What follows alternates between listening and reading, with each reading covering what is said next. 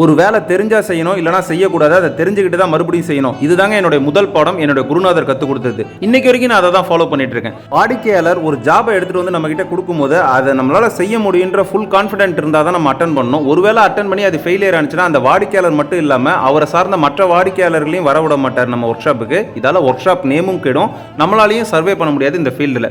ஆக்சுவலாக இன்னைக்கு அப்படி ஒரு சம்பவம் நடந்திருக்கு. என் கையில் இருக்க இந்த பாடியில் 2 போல்ட் கட் ஆகிருக்கு. இந்த போல்ட்டை எடுக்கிறதுக்கு ஒரு சில ஒர்க் ஷாப்பை அந்த வாடிக்கையாளர் அணுகிருக்கும் போது அந்த ஒர்க் ஷாப்காரங்க எல்லாருமே ட்ரை பண்ணியிருக்காங்க. அதுக்கு வாழ்த்துக்கள் தெரிவிச்சுக்கிறேன். அவங்க என்ன பண்ணிட்டாங்க ஒரு தப்பு அப்படின்னா, அந்த போல்ட், அதாவது அந்த கட்டான போல்ட்டையும் அந்த பாடியும் சேர்த்து வச்சு லைட்டாக டாக் ஆகிருக்கு போல் இருக்கு. இதை கவனிக்காமல் மேற்கொண்டு வெல்டிங் அடிச்சிருக்காங்க.